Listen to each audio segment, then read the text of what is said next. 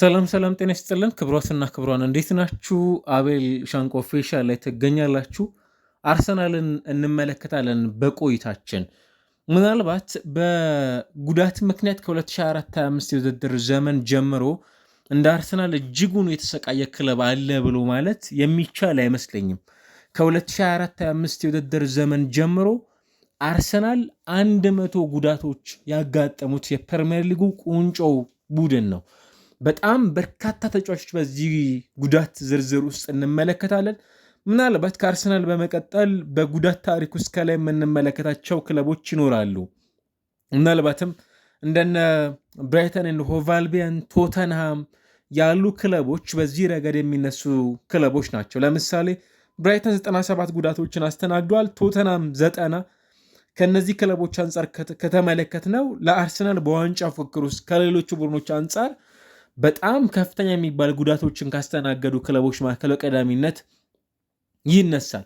ለምሳሌ ያለፉት ዓመታት የዋንጫ ፉክክር ውስጥ በቀዳሚነት የምናነሳው ማንቸስተር ሲቲ ከ81 ያልበለጡ ጉዳቶችን ያስተናገደ ቡድን ነው። ከአርሰናል አንጻር ከተመለከታችሁ በ19 ጉዳቶች የሚያንስ ነው። ሊቨርፑልን ብናይ 65 የሚጠጉ ጉዳቶችን ያስተናገደ ቡድን ነው። ከአርሰናል አንጻር ከተመለከት ነው በጣም ጥቂት የሚባል የጉዳት ታሪክ ያላቸው ክለቦች መሆናቸውን እንመለከታለን። ምናልባት አርሰናል ቤት ውስጥ የጉዳት መጠኖቹ 100 ከመሆናቸው ባሻገር የሚጎዱ ተጫዋቾች ደግሞ በአርሰናል ቤት ውስጥ በጣም በተደጋጋሚ ሊነሱ የሚችሉ ስሞች የቡድኑን ውጤት መቀየር የሚችሉ ተጫዋቾች ናቸው። ለምሳሌ በዚህ ቆይታ ብዙ ተደጋጋሚ ጉዳቶችን ከ2024/25 የውድድር ዘመን ጀምሮ በአርሰናል ቤት ውስጥ የተጎዱ ተጫዋቾችን ስም እንመልከት። ቤን ዋይት በአርሰናል ቤት ውስጥ 9ኛ ጊዜ ጉዳት አስተናግዷል። ከ2024/25 የውድድር ዓመት ጀምሮ እስካሁን ድረስ ባለው ቆይታ። ስለዚህ ብዙ ጊዜ ጉዳት እያስተናገዱ ከሚገኙ የዚህ ቡድን ቁልፍ ተጫዋቾች መካከል አንዱ ነው። ዴክላን ራይስ ሌላው የዚህ ቡድን ቁልፍ ብቻ አይደለም፣ በቶማስ ቱዌልም እንዲሁም በአርሰናል ቤት ውስጥም ይህንን ሚና በመወጣት ደረጃ ከፊት የምናነሳው ተጫዋች ነው። 8 ጊዜ ጉዳት ያስተናገደው ተጫዋች ነው። ሪካርዶ ካላፊዮሪ ዘንድሮ ያለሱ እዛ ቦታ ላይ ማሰብ የሚቻል አይመስለኝም ግራው መስመር ላይ። ነገር ግን የሆኑ ሞመንቶች ነበሩት። ጉዳት ያስተናገደ 8 ጊዜ እንዲህ አይነት ጉዳቶችን ያስተናገደው ተጫዋች ነው።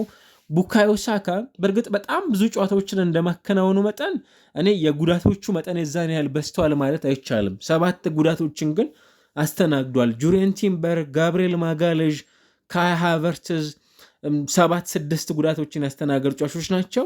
ሊያንድሮ ትሮሳርድን በተመሳሳይ በ5 አጋጣሚዎች ጉዳት ያስተናገዱ ተጫዋች ነው። ሳሊባ እንዲሁም ደግሞ ማርቲኔሊ 5 እና 4 ጉዳቶችን ያስተናገዱ ተጫዋቾች ናቸው።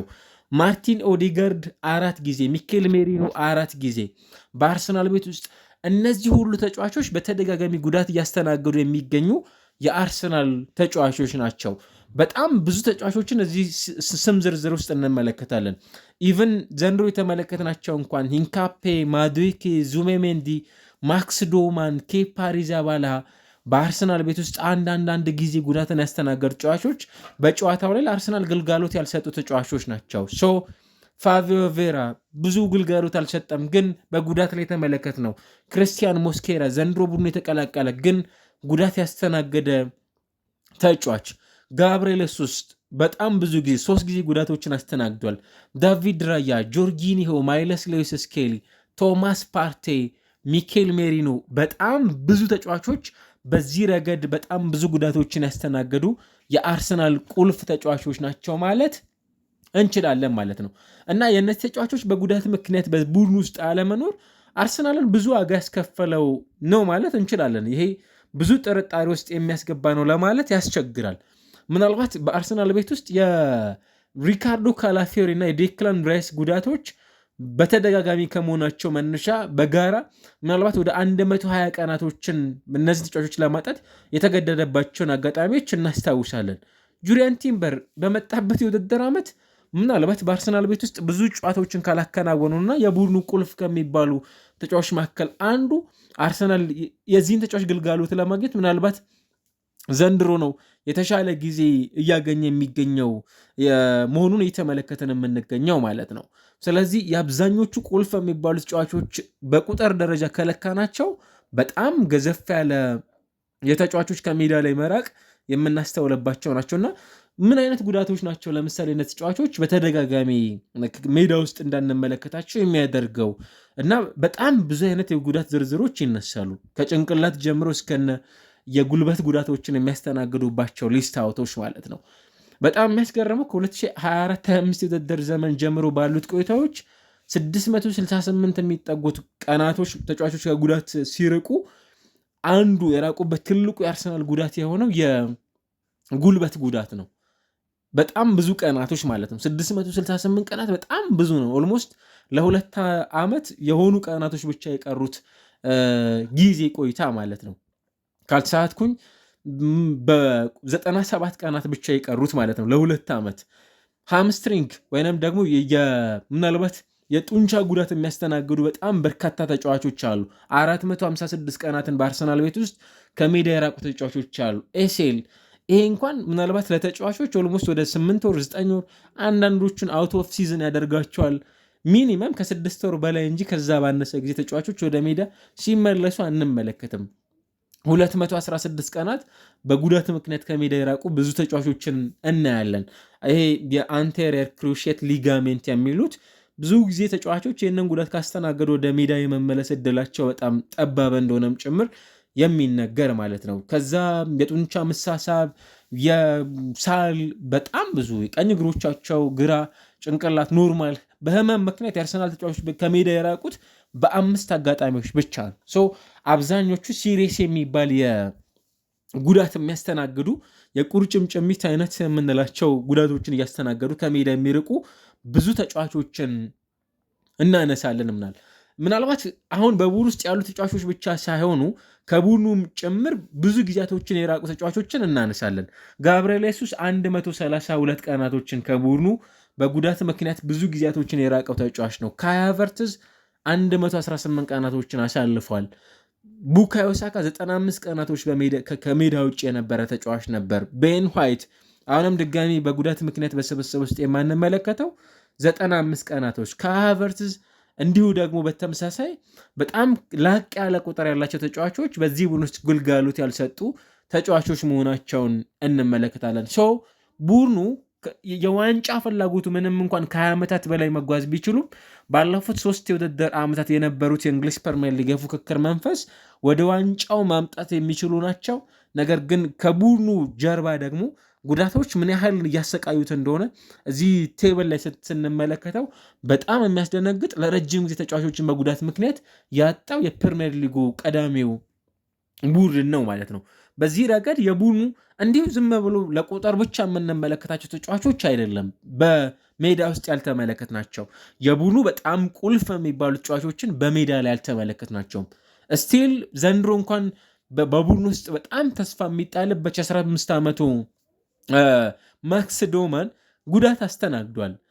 በወዳጅነት ጨዋታ ምናልባት ከ21 ዓመት በታች በነበረው ከማንቸስተር ዩናይትድ ጋር አርሰናል ባደረገው መርሃ ግብር ነበር ይህንን ተጫዋች ያጡት።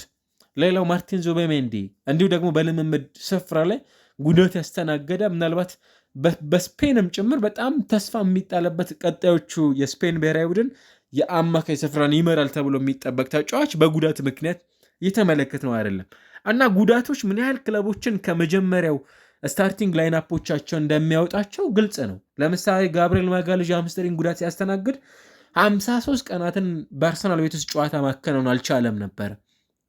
53 ቀናት በጣም ብዙ ጉዳት አስተናግዷል ማለት ነው። ይህ ተጫዋች 53 ቀናት ኦልሞስት 2 ወር ገደማ በ2 ወር ገደማ ቡድኖች አንዳንድ 10 ጨዋታዎችንም ጭምር የማከናወን ግዴታ ውስጥ ይገባሉ። በእንዲህ አይነት አጋጣሚዎች ተጫዋቾችን ለማጣት ይገደዳሉ ማለት ነው። ከአርሰናል ቀጥሎ ቅድም ባነሳነው ግራፍ ውስጥ ብራይተን፣ ቶተንሃም፣ ኒውካስል፣ አስቶን ቪላ ከዛ ማንቸስተር ሲቲ፣ ቼልሲ እና ማንቸስተር ዩናይትድ በተከታይነት የምንመለከታቸው ቡድኖች ይሆናሉ ማለት ነው።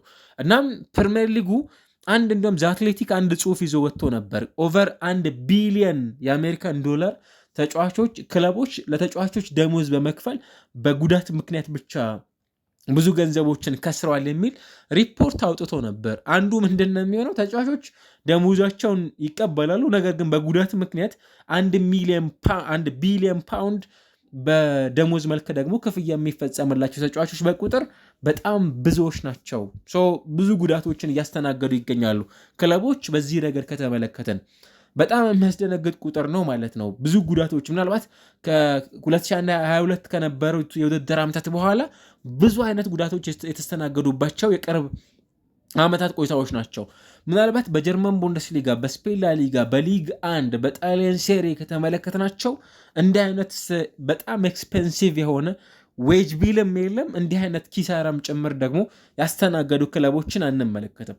ምናልባት በተጫዋቾች ጉዳት ምክንያት ብዙ ገንዘብ የከፈለው ክለብንም ጭምር ከተመለከት ነው አርሰናል ነው። ብዙ ገንዘብ ያወጣል ለተጫዋቾቹ፣ ነገር ግን በነዛ ባወጣቸው ገንዘቦች ልክ ከሊቨርፑል ቀጥሎ ሁለተኛ ደረጃ ላይ የሚገኘው ቡድን አርሰናል ነው ማለት ነው። ከዛ ማንቸስተር ሲቲ፣ ቼልሲ፣ ማንቸስተር ዩናይትድ እና ቶተንሃም ደግሞ ተከታዩን ስፍራ የሚይዙ ክለቦች ናቸው። ብዙ ገንዘቦችን በማውጣት በፕሪሚየር ሊጉ ኪሳራ ውስጥ እንዲገቡም ጭምር የሚያደርጋቸው የተጫዋቾች መጎዳት እያስተዋልንባቸው የሚገኙ ክለቦች ማለት ነው። እና ይሄ እንዲያውም ሪሊ ወደ 286 ገጽ አካባቢ ነው የዚህን ያህል ምን ያህል ዲቴል የተጠና ሪሰርችም ጭምር እንደሆነ ያሳያል ማለት ነው። ክለቦች በተርድ ፓርቲ ገለልተኛ በሆነ ሶስተኛ ወገን ምን ያህል ሎሶች እያስተናገዱ እንደሆነም ጭምር በሚያሳይ መልኩ ግራፉ የሚጠቁመውና አርሰናልና ሚኬል አርቴታ በጉዳት ምክንያት ባለፉት ዓመታት በጣም በጉዳት እየተሰቃዩ ከሚገኙ ክለቦች መካከል በቀዳሚነት ልናነሳቸው ሪሊ ማለት ነው ታንጀበል በሆነ ፋክት መረጃ እየተመለከትናቸው የሚገኙ ክለቦች ናቸው ማለት ነው። ቀጣይ እንዴት ባለ መልኩ ይህንን ነገር ማኔጅ ያደርጉታል? በእርግጥ ብዙዎቹ የሜዲካል ስታፎቻቸውን ለመቀየር ይገደዳሉ። ምክንያቱም ክለቦች ተደጋጋሚ ጉዳት ባስተናገዱባቸው ወቅቶች ሁሉ ለምንድን ነው እንዲህ አይነት ተደጋጋሚ ጉዳቶች የሚመጡት የሚለው ጉዳይ በተደጋጋሚነት ከምንመለከታቸው ርዕሰ ጉዳዮች ውስጥ የሚነሱ ናቸው። ጉዳቶች በጣም በጣም ወሳኝነት ሚና አላቸው ማለት ነው። አሁን በምንመለከትባቸው የቡድኖች ቆይታዎች ውስጥ ኦልሞስት በጋራ ሲደማመሩ 1000 አካባቢ የሚጠጉ ቀናቶች በአንድ ቡድን ውስጥ ተጫዋቾች ካላገለገሉ ምናልባት የልምምድ ማዕከሎቻቸው ሜዲካል ስታፎቻቸውም ጭምር በእጅጉ ሊፈተሹ የሚገባ ጉዳይ ነው። ወደ አርሰናል ቤት ውስጥ ስናቀና በአርሰናል ቤት ውስጥ ዛፋር ኢክባል 2024 ፌብሩዋሪ ወር ላይ ነበር ወደዚህ ቡድን ምናልባት የቡድኑ ሜዲካል ስታፍ የነበሩት ወደ ማንቸስተር ዩናይትድ ያቀኑትን ጋሪ ድሪስኮልን በመተካት ወደዚህ ቡድን የመጡት። ምናልባት እኚህ ዶክተር ከመጡ በኋላ ተደጋጋሚ ጉዳቶች ወደ ቡድኑ እየመጡ ነው። አዎ አሉ፣ በተደጋጋሚ እየተመለከትን እንገኛለን። በተመሳሳይ እንደነ ፍሎረንስ ኒውተን በቡድኑ ውስጥ ሌላው ትላልቅ የሚባሉ ኤክስፐርቶች ናቸው። እንግዲህ በሕክምናው ዘርፍ የምናነሳቸው እንደነ ሳይመን ሙርፊ ከ2021 ጀምሮ ወደዚህ ቡድን በፊዚዮቴራፒስትነት ለማገልገል ወደዚህ ቡድን የመጡት ከዚህ ቀደም በደርቢ ካውንቲ፣ ማንሲፊልድ፣ ሌስተር ሲቲ የሚታወቁ ሰዎች ናቸው። አሁን ደግሞ በአርሰናል ቤት ውስጥ እያገለገሉ ይገኛሉ። በጣም ብዙ አይነት የሜዲካል ስታፍ የቡድን አባላት ስብስብ የያዘ አለ በእነዚህ ቆይታዎች ውስጥ ማለት ነው። እና ምናልባት ቲዮ ዋልኮት ሚኬል አርቴታ አንዱ በዚህ ውድድር ዓመት ብሎም ደግሞ ባለፉት ጥቂት ጊዜያቶች ሊያበሳጫቸው የሚገባው ሜዲካል ስታፎቻቸው ብሎም ደግሞ እንዲህ አይነት ጉዳቶችም ጭምር እንደሆኑ ሀሳባቸውን ያጋራሉ። እና ምንድነው ቢሃይንድ ዘ ሲን ያለው ከመጋረጃው ጀርባ ያለው ተደጋጋሚ እንዲህ አይነት ጉዳቶችም ጭምር ተጫዋቾች እንዲያስተናግዱ ምክንያቱ የሚለው ጉዳይ በደንብ ያነሳሉ። አንዳንዶች በሚያነሱት በዚህ ርዕሰ ጉዳይ ላይ እኔ የአርሰናል የልምምድ ቦታ ላይ ተጫዋቾች ብዙ ጉልበቶችን እንዲያወጡም ጭምር ይገደዳሉ። ያ ሊሆን ይችላል እንዲህ አይነት ጉዳቶችንም ጭምር ለማስተናገድ እየዳረጋቸው ያለው ጽሁፍ እየተመለከትኩኝ ነበር። አንዳንድ ሰዎች ወይም አንዳንድ አሰልጣኞች ወይም የቡድኑ ከአካል ብቃት ጋር ተያይዞ በልምምዱ ላይ ተሳትፎ የሚያደርጉ ሰዎች ብዙ ሩጫዎችን በማከናወን ብቻ ይሄ ፐርፌክሽን ወደሆነ ውጤት ማምጣት በሚችሉበት ልክ ተጫዋቾችን ልናገኝ እንችላለን የሚል ሀሳቦችን ሊያነሱ ይችላሉ። ግን እዛ ነገር ላይ ጥያቄ መነሳት አለበት ይመስለኛል። የቡድኑ ወሳኝ የሚባሉ ተጫዋቾች በፍጥነት ከጉዳቶቻቸው እንዲያገግሙ ማድረግ ይኖርባቸዋል። ሜዲካል ስታፎቻቸው ፉል ሲዝን ማግኘት ተጫዋቾችን አስቸጋሪ ሊያደርግ ይችላል ለክለቦች።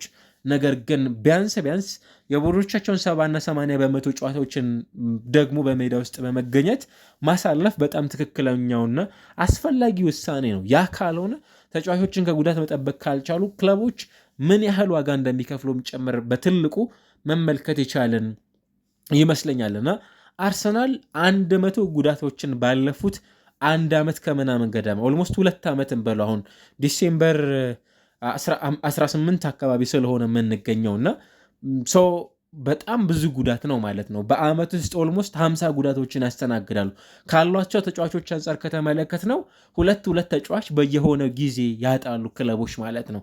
በጣም ብዙ ነው ማለት ነው። ሁለት የቡድናችሁ ቁልፍ የሚባሉ ተጫዋቾችን ስታጡ ምን ያህል ቡድናችሁ ቅርጽ አልባ ማድረግ እንደሚቻለም ጭምር ማሳያው ብዙ ምሳሌዎች መሆን ይችላሉ። አርሰናል ሳሊባን ባጣበት ቅጽበት እና ምናልባት ስኳድ ዴፕዙን እንደዚህ ከመስፋቱ በፊት ሳሊባን ሲያጣ ምን ሊያጣ እንደሚችል ግልጽ ነው እና ቁልፍ የሚባሉ ተጫዋቾችን በማጣት በፕሪሚየር ሊግ የተጎዳው ቀዳሚው ቡድን አርሰናል ነው ማለት እንችላለን።